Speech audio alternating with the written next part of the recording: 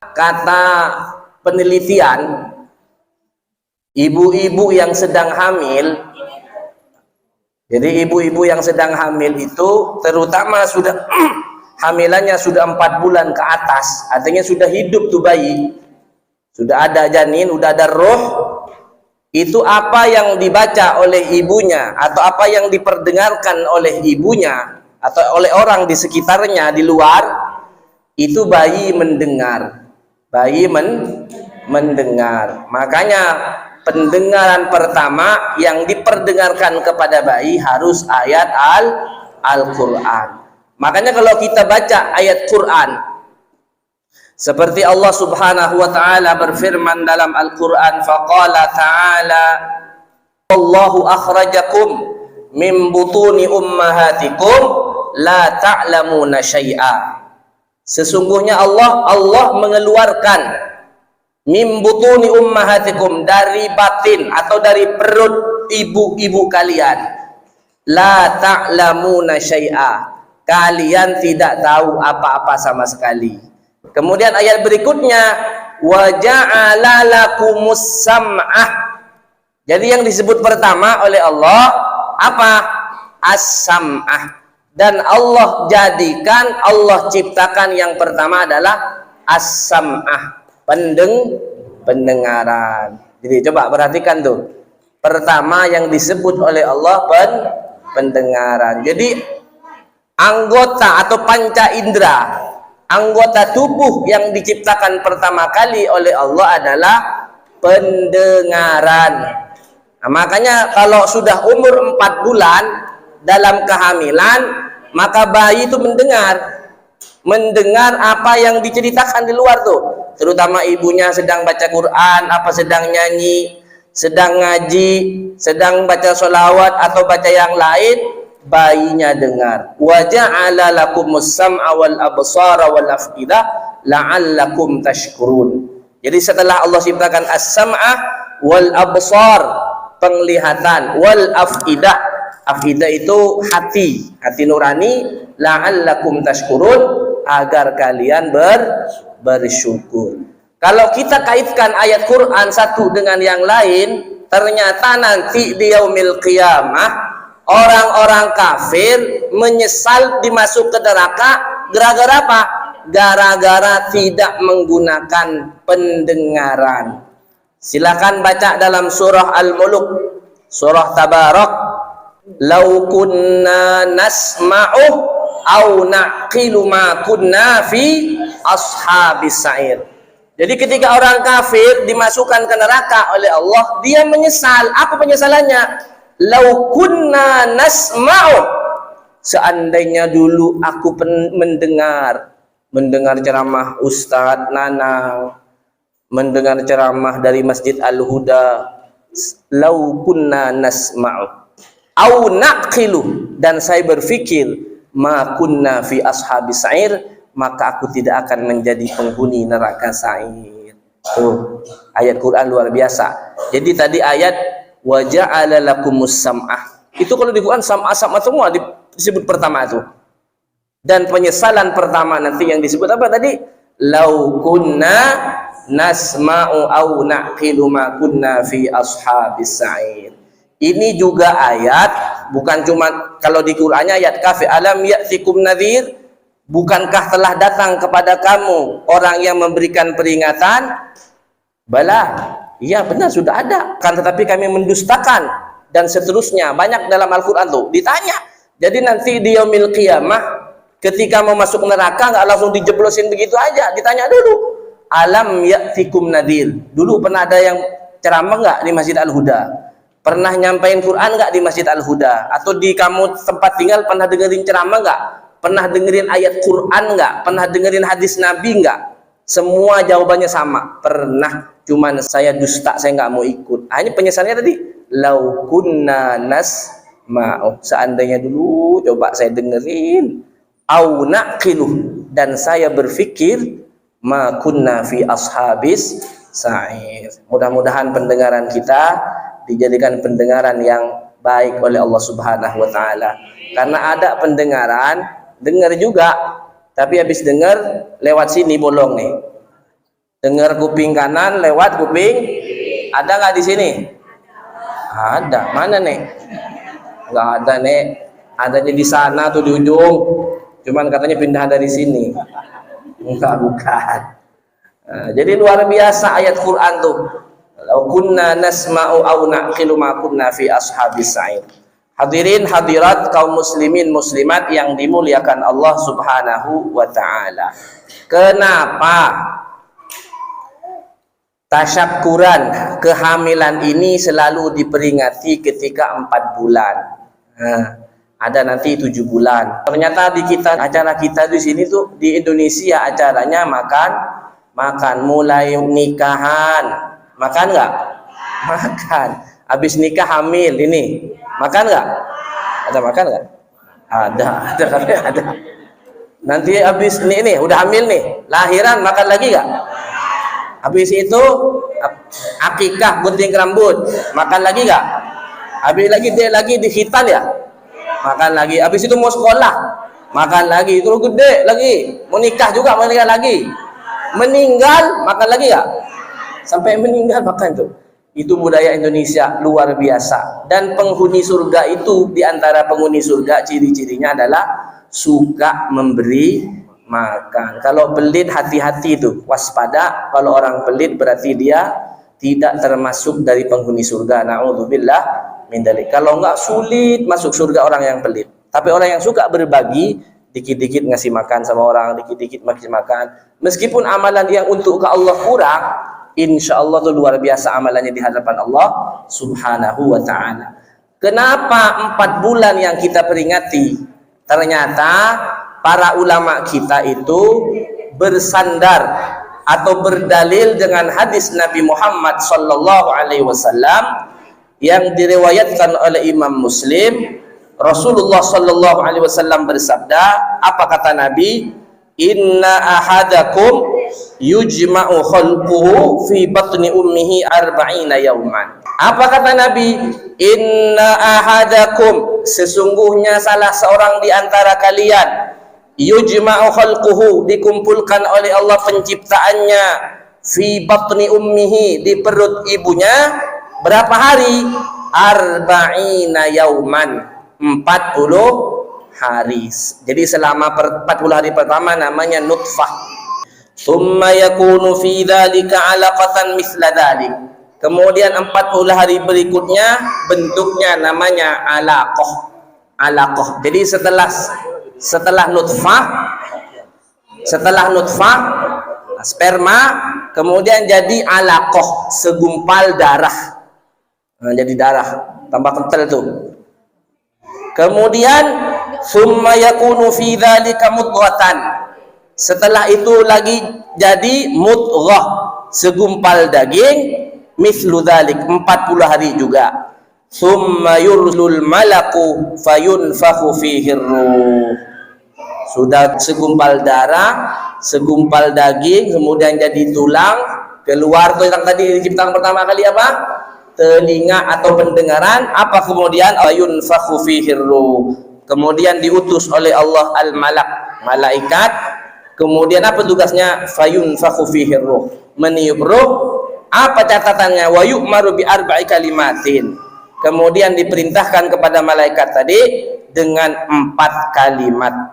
Di antaranya yang dicatat tuh, yang dicatat ketetapan Allah, pertama bikat birizkihi, dengan catatan rizkinya. Jadi catatan rezeki orang tuh yang telah lahir itu sudah ada catatan rezekinya dari Allah. Makanya Allah dalam Al-Quran mengatakan apa? Wa ma min dabbatin fil ardi illa 'ala Allahi rizquha. Tidaklah ada binatang melata, termasuk manusia itu masuk binatang juga, illa 'ala Allahi rizquha, kecuali telah Allah tentukan rizkinya. Yang disebut rizki itu bukan uang, bukan uang. Yang disebut rizki itu yang bisa kita nikmati.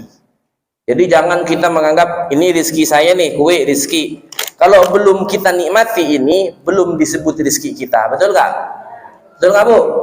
Misalkan ibu nih lagi mau makan, ada ikan bakar enak, beli ikan bakar terkenal di Bekasi. Lagi siap-siap makan, datang Mister Kucing. Cius. Kita kira rezeki kita nggak? Bukan, rezekinya kucing. Akhirnya kita dapat apanya? Dapat nasinya doang. Rezekinya kita nasi. Atau bisa jadi diganti yang lain. Rizki itu adalah kullu ma yuntafa. Yang kita nikmati, yang kita manfaatkan namanya rizki. Kalau bentuknya makanan. Kalau yang lain seperti sehat, rizki nggak? Rizki. Anak soleh, rizki nggak? Rizki. Jadi jangan dikira orang yang banyak duitnya, mobilnya banyak, rumahnya banyak, istrinya banyak, kemudian dikatakan rizkinya banyak, bagus. Enggak. Tapi dia enggak pernah menikmati mobilnya. Orangnya stroke. Mobil banyak, Alphard ada, Al-Fatihah cuma nggak ada. Ada semua mobil. Tapi istrinya cantik. Tadi banyak istrinya sampai 4. Tapi suaminya stroke. Kira-kira menikmati nggak? Enggak. Yang menikmati siapa? Supirnya, pembantunya. Atau bisa jadi naudzubillah min dzalik, istrinya nanti dinikmati orang lain kalau tidak diberikan rezeki yang barokah oleh Allah Subhanahu wa taala. Jadi kalau bicara rizki itu kata para ulama biasanya identik dengan yang halal. Kalau bukan halal tidak disebut rizki biasanya. Kalau rizki haram, jarang kita nyebut ini rizki haram nih, jarang. Tetap kalau rizki biasanya halal. Jadi di sini ditentukan oleh Allah bikat birizkihi, dengan ketetapan rizkinya. Kadang orang nggak bersyukur, umat Islam kadang nggak bersyukur, anaknya banyak, brojol mulu kata orang Betawi, tiap tahun brojol, betul nggak? Tapi di sisi lain ada orang susah punya anak, betul nggak? Tapi diberikan harta yang banyak oleh Allah. Yang nggak punya anak tadi itu diberikan harta banyak oleh Allah. Sementara yang nggak punya harta bikin anak gampang, banyak nggak? Nah, luar biasa. Kalau zaman dulu orang Betawi katanya itu anaknya bukan cuma 10, ada yang 18. Itu satu biang dari satu istri, itu satu ibu 18. Ini saya dapat cerita di sana di Jakarta 18, 13, 17 itu biasa. Saya punya saudara 9. Saya punya saudara 9, tinggal 8. Ada yang meninggal 1. Ada yang mungkin sekarang 8, 10. Ya, anak sekarang, orang sekarang takut 2, cukup 2 anak saja katanya itu. Ikut KB. Padahal orang luar, ya mohon maaf ya, orang Cina itu nggak pakai KB, banyak anaknya, makanya dikirim ke Indonesia tuh, yang Cina-Cina. Karena di sana udah kebanyakan. Kita harus banyak, umat Nabi Muhammad SAW harus banyak. Karena nanti di yaumil qiyamah Nabi bangga dengan banyaknya umat. Nabi bangga dengan banyaknya umat. Ada orang satu sisi dia nggak punya uang, nggak punya kekayaan, nggak punya kemewahan, tapi anaknya banyak. Di sisi lain ada orang mewah, dunianya banyak tapi susah punya anak, sehingga kekayaannya dibuat berobat terus supaya punya anak sampai habis miliaran. Ada nggak? Saya sering cerita sama ibu-ibu, maaf Pak Ustadz, Abu ya maaf saya nggak punya apa-apa nih, anak saya banyak, mau nggak saya ambil satu anaknya, saya jual, saya bilang tuh. Jangan, padahal kalau dijual berharga nggak? Jadi orang kadang mengukur rezeki itu dengan uang, padahal anak itu rizki luar biasa dari Allah. Kalau dijual anak kayak tadi yang lucu-lucu itu dijual laku nggak? Berapa miliar? Banyak. Aduh, orang yang nggak punya anak, yang susah punya anak, orang kaya itu sampai berobat ke pakarnya, ke ahlinya, tes ini, ada sampai apa istilahnya bayi tabung, apa segala macam, mau bayar berapa aja demi saking pentingnya anak tadi itu pengen punya anak. Ternyata kalau kita baca Al-Quran dalam surah Asy-Syura, Allah Subhanahu wa taala berfirman, lillahi mulkus samawati wal ard, bahwasanya kerajaan di langit dan di bumi itu adalah milik Allah. Yakhluqu ma yasha, Allah menciptakan yang Allah kehendaki. Yahabu liman yasha'u inatha wa yahabu liman yasha'u adz-dzukur. Allah Subhanahu wa taala memberikan kepada yang Allah kehendaki anak laki-laki, anak perempuan, wa yahabu liman yasha'u dzukur, dan juga Allah memberikan anak laki-laki. Makanya kalau lahir kan kadang orang terlalu ini, sekarang ada USG, nggak usah, udah terserah, nanti kecewa lagi, betul nggak? USG pengen laki, keluar perempuan, kecewa nggak? Jangan, nggak boleh. Saya nih biasa kalau zaman dulu, kalau saya sendiri kak, karena kalau sekarang udah persyaratan harus USG harus.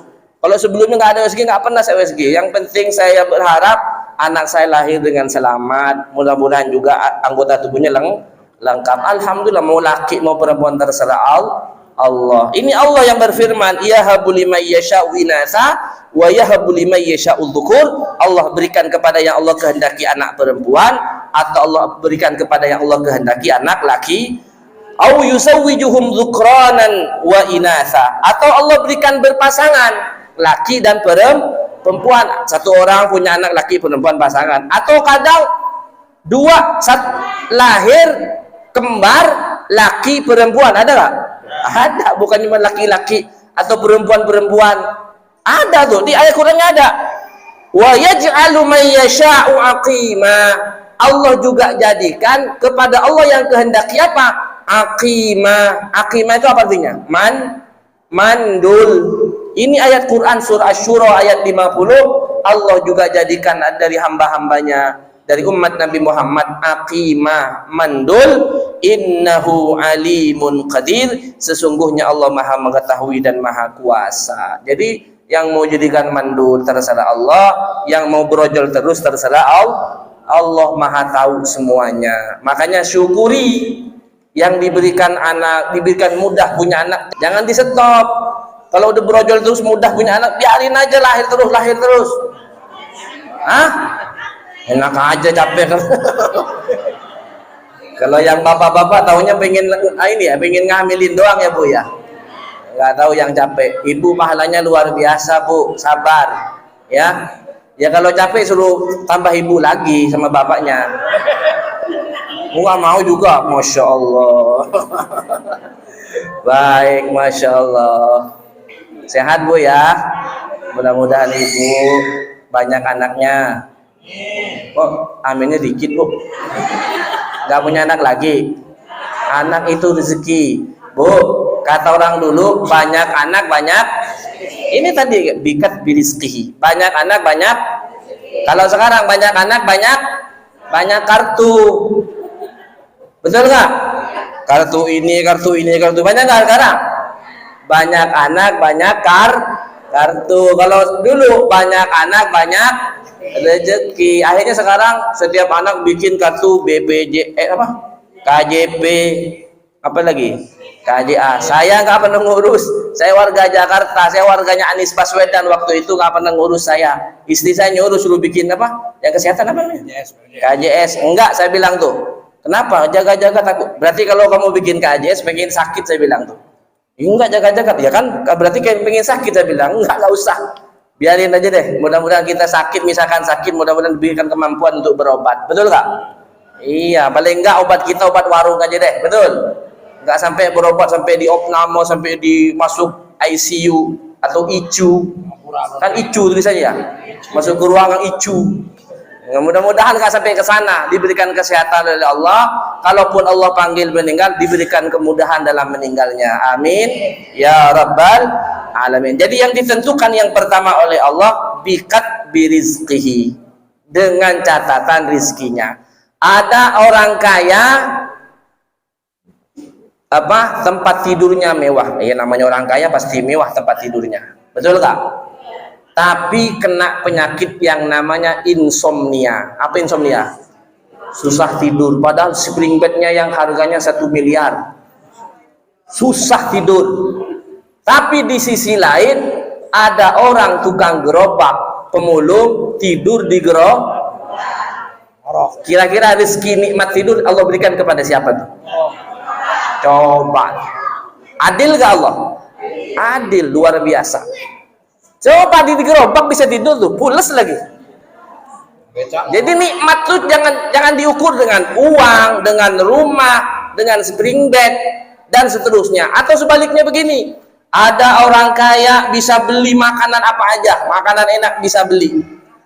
Tapi karena kena penyakit macam-macam, komplikasi, stroke, jantung, kencing manis, kencing pahit, kencing asem, dan seterusnya, nggak bisa makan apa aja. Akhirnya yang menikmati supir pribadi, pembantunya.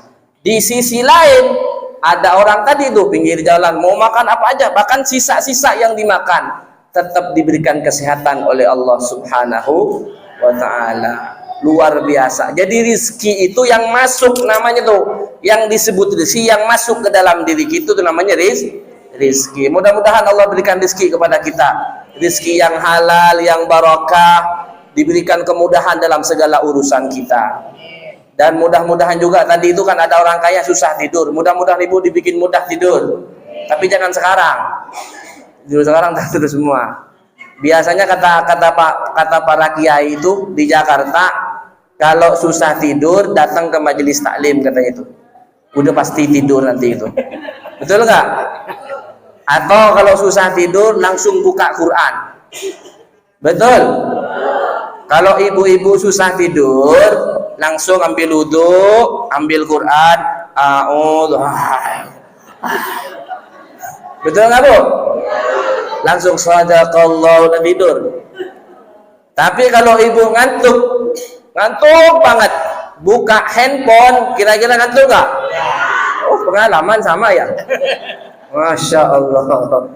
Nah, jadi kuncinya kalau ngantuk, susah tidur, atau nggak pengen tidur, susah tidurnya, ambil apa Bu? Quran. Bagus nggak? Bagus. Tapi bisa baca nggak? Langsung tidur. Langsung a'udzubillahi minasyaitonirrajim. Shadaqallah. Kenapa? Dari saking jarangnya baca Quran, setan masuk. Itu proses namanya tuh. Proses ruqyah, keluar. Kan kalau dibacakan ayat Quran, setan keluar. Keluar semua tuh. Karena ibu nggak tahan. Coba tahan dulu sampai kira-kira bisa 2 halaman, 3 halaman, apalagi sampai saya 7, hilang ngantuk Bu, hilang. Buktiin aja kalau padahal sudah tidur lama tadi, kok baca Quran langsung ngantuk lagi. Berarti itu ada setan Bu di sini Bu, jarang baca Quran. Ganti handphone, nggak ada sadaqallahnya langsung kalau handphone. Betul nggak? Masya Allah.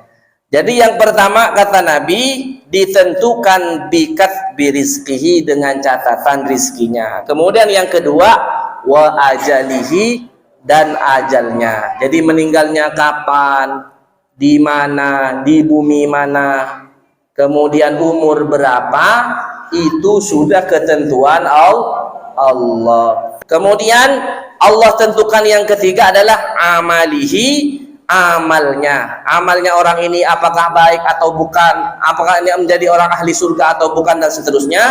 Dan yang terakhir, wasyaqiyun aw sa'idun, orang ini menjadi orang yang baik, yang celaka, atau orang yang bahagia dunia dan akhirat. Itu sudah ditentukan oleh Allah Subhanahu wa ta'ala. Tugas kita semua adalah melaksanakan perintah Allah dan juga menjauhi larangan Allah Subhanahu wa ta'ala, agar semua ketetapan yang ditetapkan oleh Allah ini, yaitu bikat birizqihi wa ajalihi wa amalihi syaqiyun aw sa'idun, bisa, terutama sa'id ya, bisa kita raih nanti di hadapan Allah Subhanahu wa ta'ala. Kita menjadi orang yang bahagia di dunia dan juga bahagia di akhirat. Bahagia di dunia, bahagia di akhirat, masuk ke dalam surga. Itu saja yang bisa saya sampaikan dari tasyakuran atau selamatan dari 4 bulan kehamilan dari Ananda Rianti Anissa Susilo, istri dari Faiz Hamzah atau menantu dari Bapak Selamat. Kita doakan mudah-mudahan kehamilannya diberikan kehamilan selamatan oleh Allah, dijaga oleh Allah. Nanti kalau lahir diberikan kemudahan, diberikan kelancaran dengan selamat. Anaknya dijadikan anak yang saleh, kalau laki, kalau perempuan salihah, jadi pejuang, jadi hafizah, jadi hafal Quran. jadi orang yang membanggakan orang tuanya, membanggakan bangsa dan negara, serta membanggakan agama Islam. Amin ya rabbal alamin. Itu saja yang bisa Al-Fakir sampaikan, kurang lebihnya Al-Fakir mohon maaf. Hadanallahu ayyakum ajma'in. Subhanakallahumma bihamdika asyhadu an la ilaha illa anta astaghfiruka wa atubu ilaik. Assalamualaikum warahmatullahi